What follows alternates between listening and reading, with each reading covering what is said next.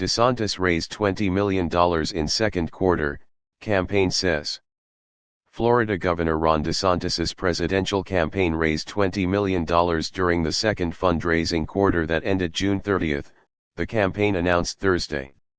The Republican governor launched his bid for the White House in late May, meaning his campaign raised the funds over a span of 6 weeks.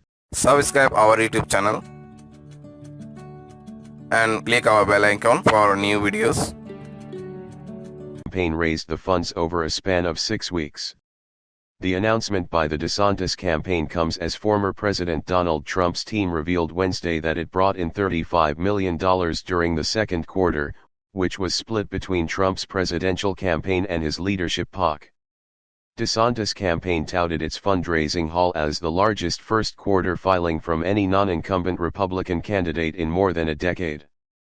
Never Back Down, a super PAC supporting DeSantis' presidential effort, has brought in $130 million since launching in March, a spokesman for the group said Thursday. The super PAC, which has spent heavily to promote DeSantis to voters in early voting states and to build the campaign infrastructure to back his candidacy, has not disclosed how much money it has remaining in the bank as the GOP nomination battle heats up. Fox News first reported the Super PAC's fundraising figure. A substantial amount of the money Never Back Down has collected. Subscribe our YouTube channel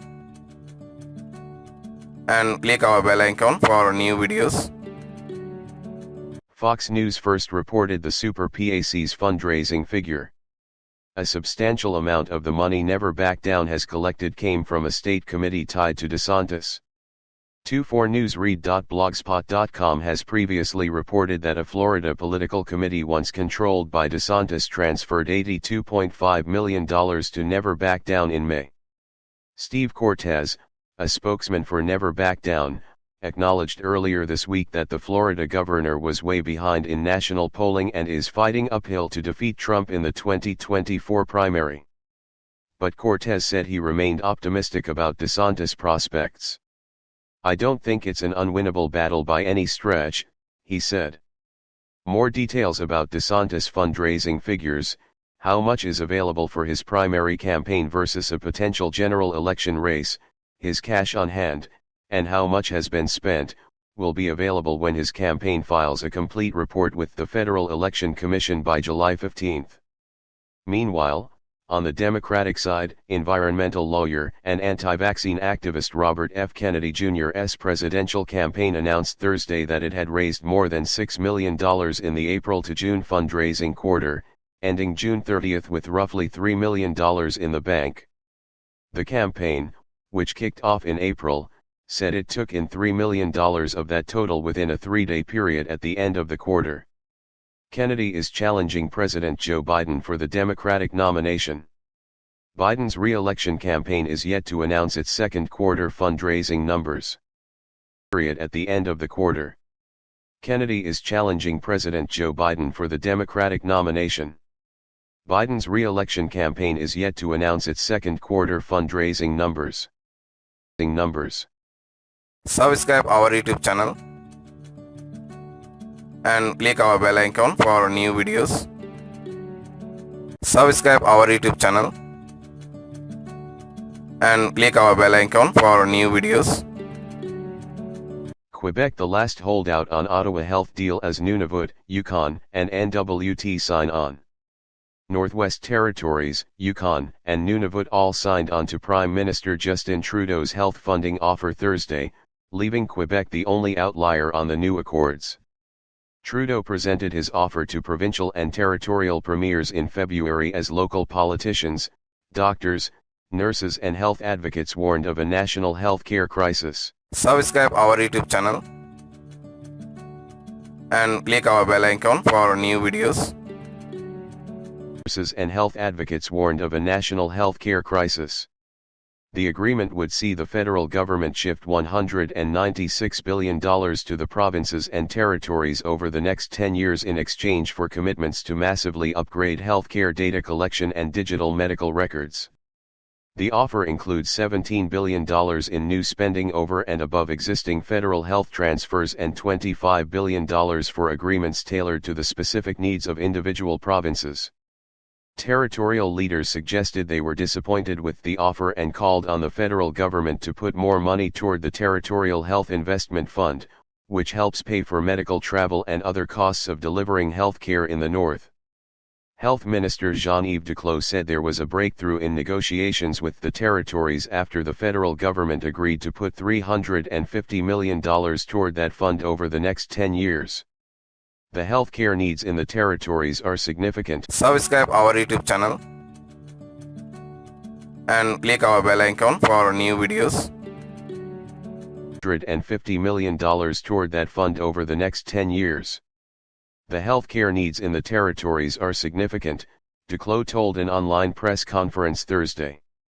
The cost of serving these needs is also very significant for all sorts of obvious reasons.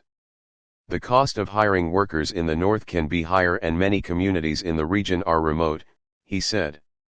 There are also many First Nations and Indigenous communities that have been underserved by public health care over the years. The latest agreements leave Quebec the last province pushing back against the new conditions the federal government has put on the cash. Each province that signs onto the deal has been tasked with coming up with an action plan that includes measurable targets and timelines to improve health care in their respective jurisdictions.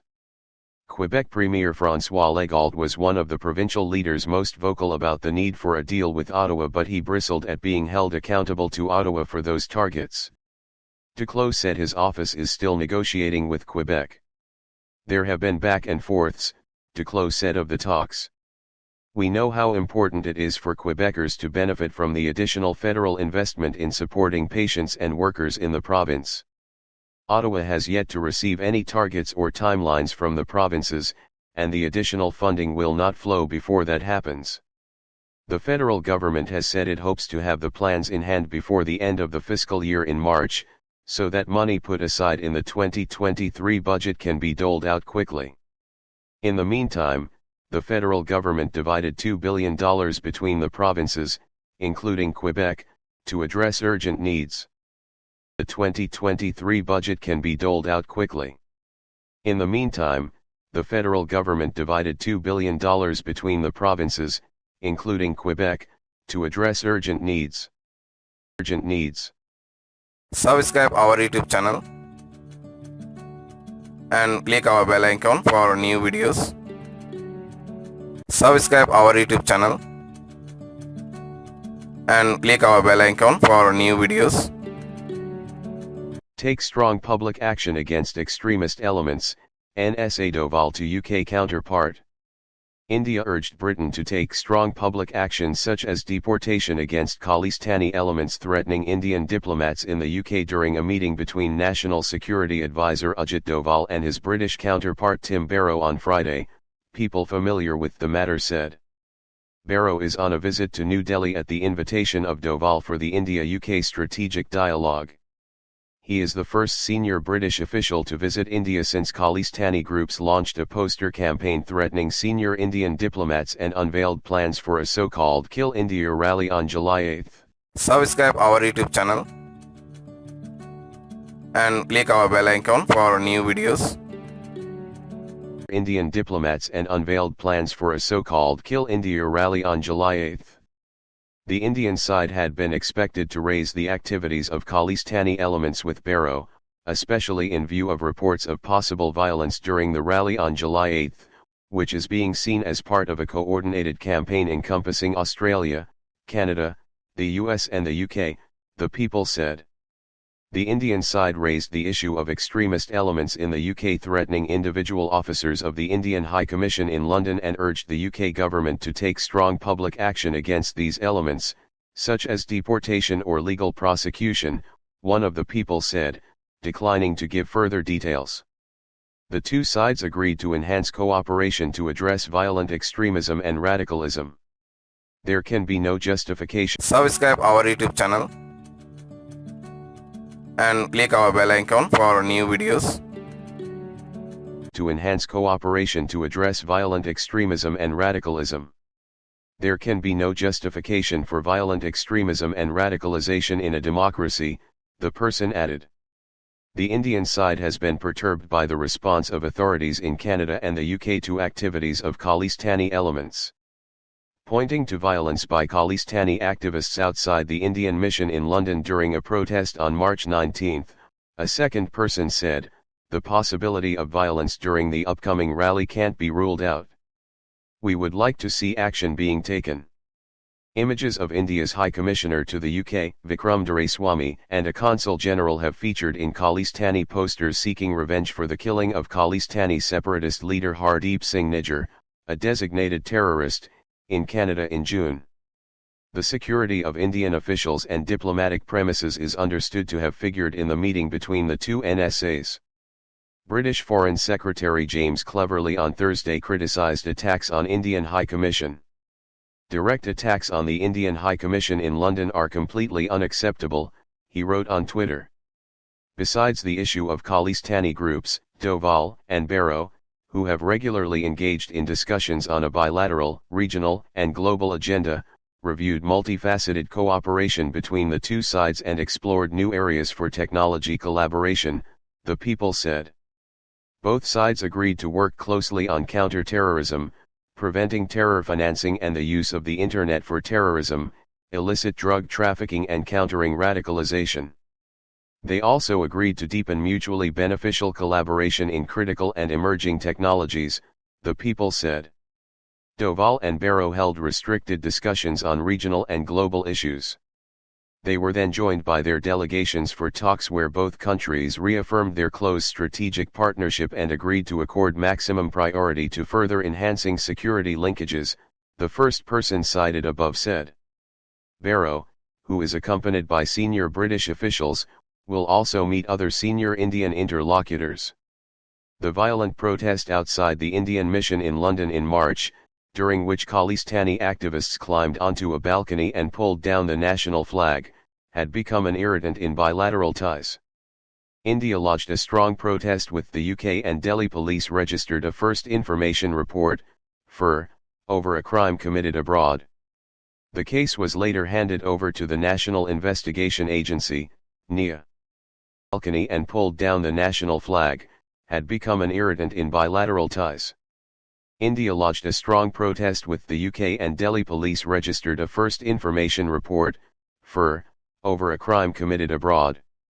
The case was later handed over to the National Investigation Agency, NIA. Subscribe our YouTube channel and click our bell icon for new videos. Subscribe our YouTube channel and click our bell icon for new videos. Prime Minister Chris Hipkins speaks about the government's back to basics foreign policy. Prime Minister Chris Hipkins, in his first major foreign policy speech, has highlighted his leadership will not mean a major shift in New Zealand's approach to the world. Speaking at an event hosted at Parliament by the New Zealand Institute of International Affairs, the Prime Minister began by reminding attendees he had been in the job just over 6 months. Subscribe our YouTube channel and click our bell icon for new videos.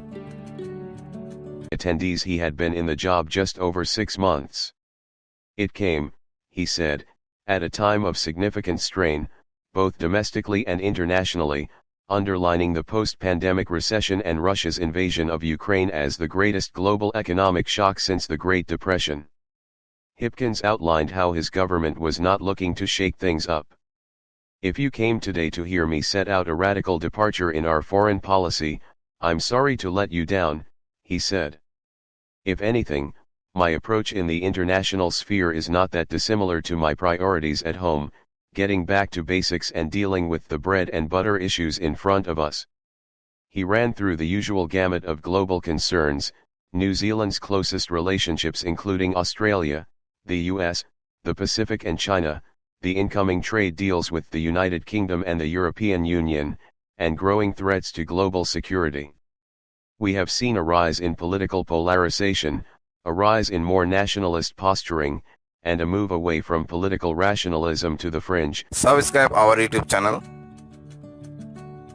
and click our bell icon for new videos. Seen a rise in political polarization, a rise in more nationalist posturing, and a move away from political rationalism to the fringe, often spurred along by mis- and disinformation. Set to depart for Europe later in the day, Hipkins said the trade deal negotiated with the European Union, and likely to be signed during his visit, would be worth more than any before. That unlocks immediate tariff savings of around $100 million a year when it enters into force, more than any past New Zealand FTA including China, he said. The trip will also go to Stockholm in Sweden before Hipkins attends the NATO summit in Lithuania, the second year New Zealand has been invited to participate. The world is changing, new threats are emerging, but I'm proud I will be there in the middle of it, representing New Zealand and our views, he said. As I do so, I reflect that this is not new. He outlined plans for the government to release a series of policy documents and assessments, which would include investing in a combat-capable defense force, tackling disinformation, and building a public conversation on national security. He also put emphasis on New Zealand's independent foreign policy approach, a favorite phrase for successive prime ministers before him. The longer I've been in the role, the more I've seen firsthand the enormous benefits of our independent foreign policy, our role as an honest broker, and the importance of our close relationships in enhancing our prosperity and security. It is important to stress at this point independent does not mean neutral, he said. As a country, we may be small, but we are not bystanders. We chart our own course, with decisions that are in our national interest. That is an approach which has been applied particularly to China, which he described as our most complex relationship. Reports emerged just before my trip of a robust conversation between our Foreign Minister Nana Mahuta and the Chinese Foreign Minister. You might have noticed we didn't deny that, Hipkins said. Our approach has always been that we are consistent in asserting our interests, we are predictable as we advance our values, and we are respectful as we engage in our relationship with China. A strong, mature, and complex relationship means we will have those tough conversations. Putting up walls and closing doors doesn't serve us well in the long term, and engagement is always preferable to isolation. He acknowledged the recent AUKUS grouping, Australia, the United Kingdom and the United States, and continued the position of saying New Zealand would not take part in it, or at least, the nuclear submarine aspect. We understand the strategic drivers for AUKUS, and those partners know that New Zealand's nuclear-free position is proudly long-standing and it's not going to change, he said. We will not be part of the AUKUS nuclear submarine arrangement, and the partners in the AUKUS arrangement understand and respect that. Bringing his speech to an end, he paid tribute to former Labour Prime Ministers Peter Fraser, Norman Kirk, and Helen Clark, saying New Zealand needed to embrace their legacy of principled independence in contributing to shaping the international environment. The choices we make, how we exert our influence, and how we project our voice, all matter. It means being neither naive, nor fatalistic about the challenges we face. I believe we're the best little country in the world. I'm proud of our foreign policy heritage, and I'm committed to continuing our legacy on the world stage as a force for good. Of principled independence in contributing to shaping the international environment. The choices we make, how we exert our influence, and how we project our voice, all matter. It means being neither naive, nor fatalistic about the challenges we face. I believe we're the best little country in the world. I'm proud of our foreign policy heritage, and I'm committed to continuing our legacy on the world stage as a force for good. Legacy on the world stage as a force for good. Subscribe our YouTube channel and click our bell icon for new videos. Subscribe our YouTube channel and click our bell icon for new videos. All you need to know about President Macky Sall's departure and potential successors. Senegalese President Macky Sall, elected in 2012 and re-elected in 2019, surprised everyone on Monday evening by announcing his decision not to stand for re-election in 2024. What are the reasons behind this decision, and what prospects does it open up for his succession? Subscribe our YouTube channel and click our bell icon for new videos. and what prospects does it open up for his succession? Why did Macky Sall spring a surprise? Despite promising in 2019 that he would serve his second and final term, President Sall had been silent on his candidacy for months, against a backdrop of urgent calls from his supporters to run. Some of his actions, such as sanctioning party officials who challenged his candidacy, were taken as signs of his desire to remain in power. Moreover, even though the Constitution stipulates that the president may not serve more than 2 consecutive terms, he had asserted that he had the legal right to stand again, as a revision of the fundamental law would, in his view, reset the counter to 0 from 2019. Despite a very tense political climate and the most serious unrest in Senegal in recent years, linked to the conviction of one of his main opponents, Mr. Sall waited until Monday evening to set out his intentions. I never wanted to be held hostage to this permanent injunction to speak before. Subscribe our YouTube channel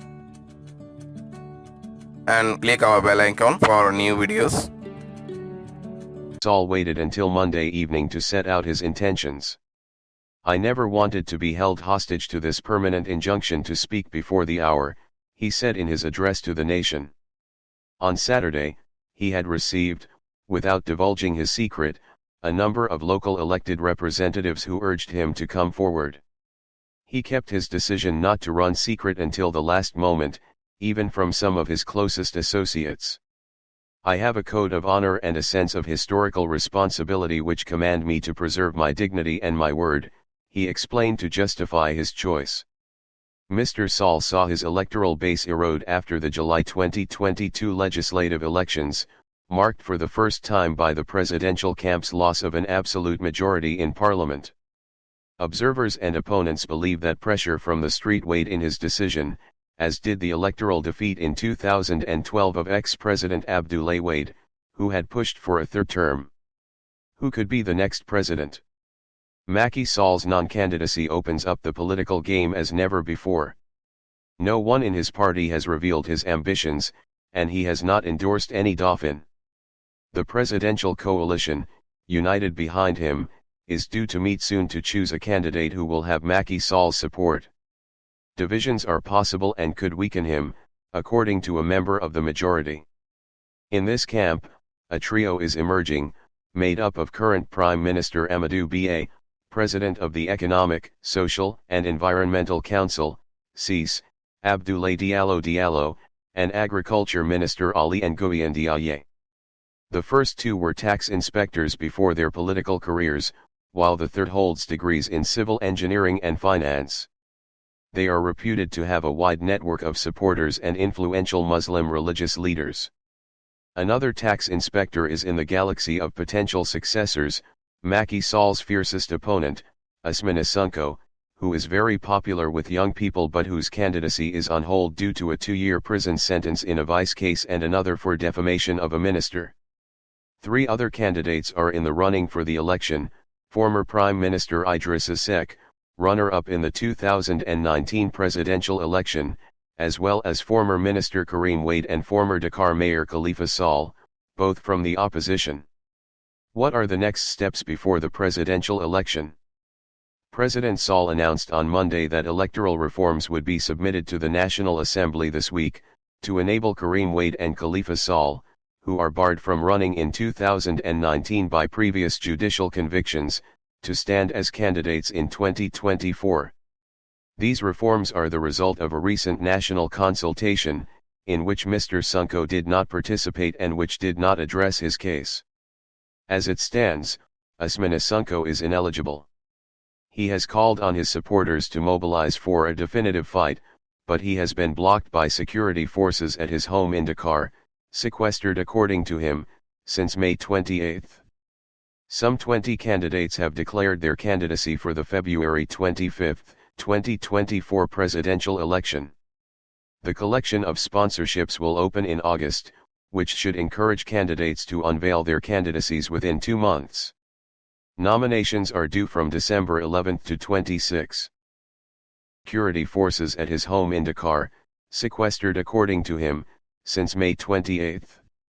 Some 20 candidates have declared their candidacy for the February 25, 2024 presidential election. The collection of sponsorships will open in August, which should encourage candidates to unveil their candidacies within 2 months. Nominations are due from December 11th to 26. Subscribe our YouTube channel and click our bell icon for new videos. Subscribe our YouTube channel and click our bell icon for new videos. PM Anwar to discuss investments in Malaysia with Tesla CEO Elon Musk. Malaysian Prime Minister Anwar Ibrahim is set to meet billionaire Elon Musk, the chief executive officer of electric car giant Tesla, next week to discuss the latter's investments in Malaysia. Elon Musk asked to consult with me, next week, to discuss the possibility of and his commitment to increasing his investments in Malaysia, said Mr. Anwar during a meeting with civil servants in Negeri Sembilan on Friday, July 7th. Subscribe our YouTube channel and click our bell icon for new videos. Servants in Negeri Sembilan on Friday, July 7th. Mr. Anwar said that Malaysia's approach to boosting the economy is to attract domestic and foreign investments. If there is no investment, unemployment will increase. The economy will not grow. When I became Prime Minister, the national debt was Rm 1.5 trillion, 322 billion US dollars, and we had a deficit of 5.6%. I am thankful that I have the opportunity to start reducing the debt and deficit in order to save the economy and the people of Malaysia, he said. According to local media, Tesla announced that it will officially enter the Malaysian market on July 20th. The electric car company had earlier received the approval of the Ministry of International Trade and Industry, MITI, to import battery electric vehicles, BEV, into Malaysia. The American firm's presence in Malaysia is expected to create skilled jobs and increase participation. Subscribe our YouTube channel and click our bell icon for new videos. BEV, into Malaysia.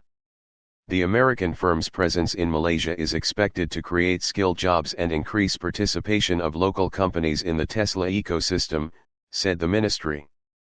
MITI Minister Tengku Zafrul Aziz said that the ministry and its agencies will continue to enhance efforts to improve the ease of doing business in Malaysia, while continuously profiling the country as pro-trade, pro-industry and pro-investment. We will also strategically leverage on our established electrical and electronics ecosystem to make Malaysia the preferred investment destination for technology related to electric mobility, he added. On March 7, Mr. Anwar told Parliament that Tesla as well as tech giant Amazon Web Services only agreed to come to Malaysia after the government stabilized. According to the Malay Mail, he noted that investment talks with the two companies began in December 2019. Meanwhile, Mr. Anwar said on Friday that besides his upcoming meeting with Mr. Musk, he also met with Japanese investors last week who increased their investments in the country by Rm 20 billion. He also noted that China's investment of Rm 170 billion in Malaysia is at its highest in history. Start with good governance and good economic management, said Mr. Anwar on Malaysia's efforts to improve its economy. Malaysia is at its highest in history. Start with good governance and good economic management, said Mr. Anwar on Malaysia's efforts to improve its economy. Subscribe our YouTube channel and click our bell icon for new videos. Subscribe our YouTube channel and click our bell icon for new videos.